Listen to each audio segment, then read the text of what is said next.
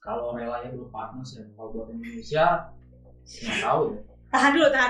Kita belum masuk ke segmen itu. belum tahu ya, cuma ya apa? Bebas aktif makin relevan. Itu di segmen berikutnya. Simpen dulu. Oke, kita nggak bisa tutup mata kan sebenarnya dengan China yang memang rising. Sekarang melambat, growth-nya nggak kayak dulu yang 14%, 15%. Sekarang di angka 7, masih di atas Indonesia.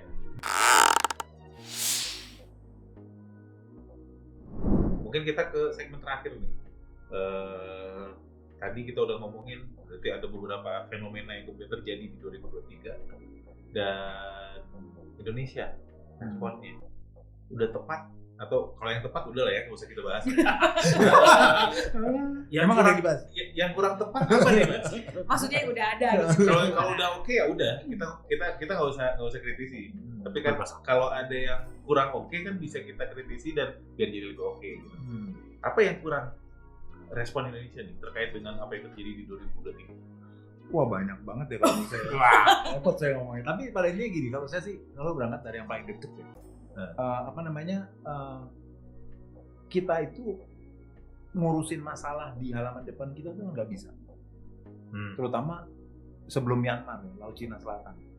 Itu kan sama sekali nggak bisa kita. Artinya kenapa saya tekankan Indonesia? Karena Indonesia selama ini kan dianggap big brother. Jadi Indonesia harusnya bikin dalam arti keputusan itu di tangan Indonesia, bukan di tangan negara lain. Tapi sekali lagi, Indonesia tidak bisa bikin keputusan. Kemudian dalam konteks Amerika-Cina pertarungan ini, Indonesia selalu berlari pada bebas aktif. Sementara, saya bukan mengatakan bahwa tidak relevan ya, tapi bebas aktif itu harus selektif kan. Kapan harus ini, kapan harus itu kan biasa. Dan sekali lagi yang mungkin kita sering bicarakan dulu, negara yang tidak bisa bersikap itu negara kecil. Nah, kita tuh negara besar. Eropa ya, dengan tegas mengatakan bahwa Cina itu adalah mitra, kompetitor, dan rival. Kalau kita selalu bilang bebas aktif, kita tidak berada kemana-mana. Harusnya kita berani menyatakan kita musuhan sama Cina kalau dalam maksud ini. Dalam soal kedaulatan kita musuhan. Tapi dalam soal ekonomi kita dekat. Kita nggak berani ngomong gitu. Itu ciri negara kecil. Kita cuma tahu satu isu, cuma hitam putih. Jadi sekali lagi itu negara kecil. Makanya saya bilang tadi, kita dalam masalah di halaman depan kita tidak bisa menyelesaikan.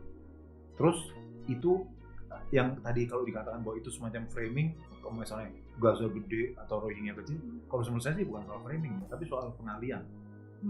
Pengalian dalam arti apa? Kita tuh selalu mengalihkan sesuatu yang kita tidak bisa tangani. Bukan soal agama atau segala macam, kita tidak bisa tangani. Laut Cina Selatan, saya agak kecewa waktu ada sekian ratus kapal milisi Cina ada di perbatasan Filipina, kita diam aja.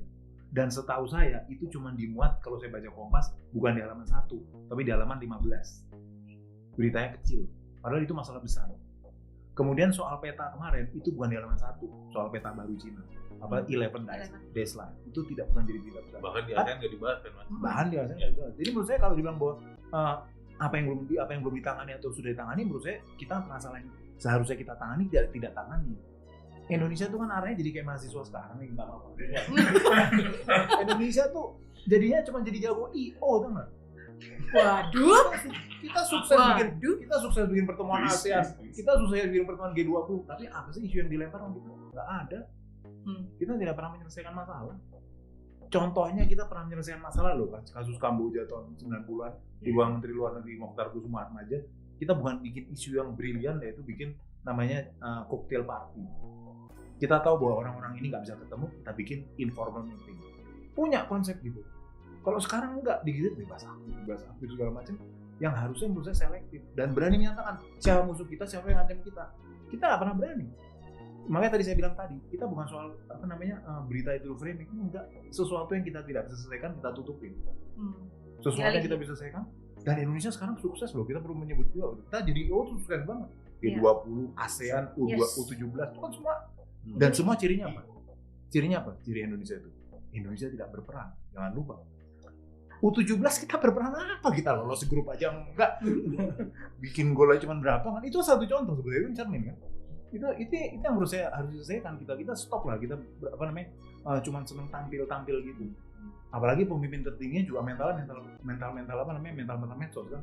Senengnya di likes gitu kan. Kalau tidak di likes langsung di hack gitu kan. aktivis kan. Harusnya kalau diubah hal seperti itu, harusnya jujur lah. Kita gimana kita itu, kita harus tampil gitu. Tampil dalam masalah yang benar-benar di halaman depan kita. Dan sekarang masalah di depan kita adalah Rohingya. Selesaikan Rohingya itu. Gimana caranya? Jangan sampai minta bantuan PBB lah. Rohingya itu kan beda dengan Israel Palestina. Israel Palestina itu kenapa menjadi isu internasional dan PBB harus turun? Karena yang dihadapi oleh Israel bukan cuma Hamas tapi Iran. Jadi maksudnya ancamannya adalah konflik regional. Kalau Rohingya itu enggak. Rohingya itu sebetulnya cuma di negara lokal. Selesaikan negara lokal. Jangan minta UNHCR turun. Kita sendiri aja turun diselesaikan. Tapi yang saya lagi tadi, kita tidak bisa menyelesaikan, lalu kita internasionalisasi atau ditutupin aja yang paling gampang. Itu sih awalnya. Itu menurut saya.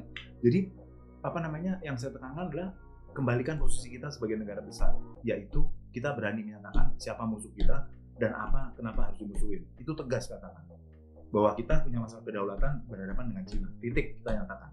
Tapi kita secara ekonomi dekat. Akui itu kita nggak perlu takut. Coba kita soal defense diplomasi dengan Amerika kan kita seperti berita kecil. Karena apa? Karena soal bebas aktif. Masalah bebas yang kita nggak boleh berpihak mana-mana, apalagi kita kerjasama latihan militer segala macam. Itu kan sebetulnya itu udah Amerika banget kan, sebetulnya kan. Tapi sekali kita karena tidak jujur, itu udah tutupin. Garuda Shield, Super Garuda Shield kan udah tutupin. Harusnya kita terang-terangan aja. Kita latihan militer dengan Amerika dan dalam latihan itu persepsi ancaman kita ini harus tegas kan itu tidak berani gitu. Latihannya SAR katanya. Latihannya apalagi bentuk-bentuk latihannya kan yang tidak menghadapi negara lain kan. Tidak simulasi siapa yang invasi kan. Nah, itu kan. Kita sebetulnya punya masalah besar loh di Natuna itu tidak pernah selesai. Itu yang harusnya diangkat. Itulah kebijakan luar negeri kita yang menurut saya tidak tidak jujur atau nggak berani. Karena kita jadi negara kecil. Dan kita cuma hanya posisinya di situ aja. Dan jangan lupa satu lagi, kita tuh senangnya jadi ibu aja. mungkin harus diajarin harus lebih berani harus berani biar menggentarkan pihak lawan seperti apa. Tapi kita harus pilih dulu lawannya siapa. Garuda pakai apa? Nah, itu masalah. Garuda Shield. Tapi nggak mau diakui loh. Kita anggap Garuda Shield terang-terangan nggak, beritanya kecil loh. Padahal itu kan masalah besar loh. Kalau dalam konteks bebas aktif itu harus jadi perdebatan loh. Kalau kita bilang itu, karena itu berarti kita ngikutin sebuah doktrin Amerika. Doktrin kita doktrin Amerika, itu kan masalah besar. Kalau kita bicara bebas aktif ya konsisten. Oke, Mas Ara, apa yang kurang respon Indonesia terhadap politik global 2020? Pertama, sebenarnya gini, terkait ini, sebenarnya sih semua balik lagi kepada kita mau jadi apa dulu ya. Maksudnya kita mau jadi apa, kita mau memegang peran apa dulu, baru setelah itu ada sekuensinya nih. Kita tahu kita mau dasar kita apa, kita mau mengambil peran apa, dan peran itu nggak bisa langsung ujuk-ujuk dilakukan. Itu harus melakukan ada step-stepnya gitu loh. Kalau saya pribadi sih berharap ya gini, ketika kita bicara masalah mungkin karena studi saya lebih ke perdamaian ya, perdamaian. Misalnya kita mau jadi honest broker gitu, kita mau menjadi honest broker yang kan cita-cita kita gede ya, kayak kemarin dulu bilang apa Ukraina Rusia, Indonesia bisa tampil sebagai misalnya nih gitu pihak yang jadi mediator dan lain sebagainya. Itu kan cita-citanya agak tinggi ya. Nggak apa-apa bercita-cita tinggi, tapi kan harus tahu kapan mulainya. Kalau kita ingin menjadi seorang negara, kalau gini, dalam sebuah negosiasi internasional, menurut riset yang saya lakukan gitu, ketika ingin memegang peran sebagai mediator atau fasilitator, yang paling penting itu adalah harus punya track record. Harusnya apa? Artinya sebelum misalnya kita ingin dikenal seperti negara Norwegia dan sebagainya yang memang punya track record tinggi, ya mulai aja dulu yang dekat dulu. Mulai aja dulu di mana? Menyelesaikan Rohingya, atau misalnya di Thailand Selatan juga sampai sekarang belum benar-benar selesai di Patani. Kita punya kok resource itu, karena di Patani itu kan ada mostly adalah Muslim, sementara kita negara Muslim terbesar gitu. Terus ada di Mindanao itu juga belum selesai sampai sekarang gitu. Kita juga bisa masuk ke sana. Kita sudah pernah masuk ke sana, pemerintah mungkin juga sudah pernah, dan juga NGO juga sudah pernah masuk ke sana gitu. Indonesia punya leverage yang sangat tinggi karena lembaga-lembaga Islam besar di Indonesia kayak NU dan Muhammadiyah itu memang secara kontinu itu memang hadir di Mindanao. Artinya kita memang sudah punya. Nah jadi ketika kita ingin, saya mungkin tidak akan terlalu masuk ke masalah kita bertuju kemana gitu, karena kalau untuk itu mungkin saya sih lebih kalau misalnya kita memang mau jadi honest broker gitu dan kita memang punya kapasitas seperti itu, ya memang kita harus memiliki visi gitu, track record. Kita punya track record. Tadi kita Mas Adi udah bilang kita udah pernah berhasil di Kamboja gitu misalnya. Kita sudah punya track record. Kita pernah berhasil di mana, kita juga punya track record. Nah, itu yang harus dikembangkan lagi gitu. Itu menjadi respon pertama kita ketika kita Indonesia harus memposisikan dirinya dalam sebuah konflik internasional. Terus kalau yang terkait dengan menjadi IO tadi, saya sih harapannya itu bagian dari itu ya, bagian dari langkah itu ya. Yang harus dipikirkan adalah jangan berhenti sampai di situ gitu kan. Jangan berhenti sampai di situ. Kalau ibaratnya kalau kayak tadi mahasiswa itu IO itu mungkin masih UTS, masih ada UAS-nya gitu. Dia masih ada sekuensinya gitu. Jadi jangan cuma berhenti di UTS itu. Masih ada skripsinya. UTS nilainya bagus gitu. Masih ada UAS ternyata kan gitu kan. Artinya kalau gagal terus kita cekal. Nah, makanya kalau aksennya kurang ya Mas. Ya kan artinya kayak gitu ya. IO ini mungkin bisa dianggap sebagai satu pijakan langkah, tapi yang saya lihat adalah kita kok sudah cukup puas gitu. Jangan berhenti, jangan puas gitu. Ya ada keterlibatan lain di sana gitu. Dan tentu saja dalam isu-isu yang lebih high politik, ya maksudnya lebih tinggi lagi soal keamanan atau di PBB dan sebagainya. Karena jangan lupa juga harus diakui kalau kita bicara masalah kebijakan luar negeri kita sendiri juga masih ada beberapa gini. Kebijakan luar negeri tentu saja sangat berkaitan dengan sesuatu yang terjadi di domestik kita, dan kita masih punya hal yang membuat kita berat gitu ya di domestik kita. Ada banyak hal lah gitu ya, konflik di beberapa daerah gitu, dan sebagainya, itu memberatkan langkah kita ke depan. Ya taruhlah ketika kita ingin memediasi sebuah konflik, terus kalau negara lain bilang, nah itu tempatmu masih ada kayak gitu, menjadi susah juga gitu. Artinya harus dilihat sebagai sebuah paket lah kalau berbicara kebijakan luar negeri. Iya. Ya tapi mungkin ikunya kali ya Mas. Ikunya paling kan gede buat bikin event. Buat citra. Iya, citra ya. Mas Ino gimana? Pertanyaan yang sama. Apa yang salah? Apa yang kurang? What went wrong? Ya, what went wrong? Dari foreign policy Indonesia gitu ya. Highlightku sama dengan Mas Adri dan Mas Nara. Kita lebih banyak melakukan tindakan-tindakan selebrasi. Oh, bikin acara gede ini, oh bikin party ini, IO again. Tapi masalahnya aku datang dengan skeptisisme gitu ya, bahwa is it really kita tuh bikin IO ini karena memang kita beraninya di situ atau kita cuma capable di situ. Kita nggak bisa bergerak ke substansi, actually doing something useful, actually doing something impactful gitu kan. Ya, so far dari yang aku lihat kita lebih ke IO, rhetorics, ya klasik.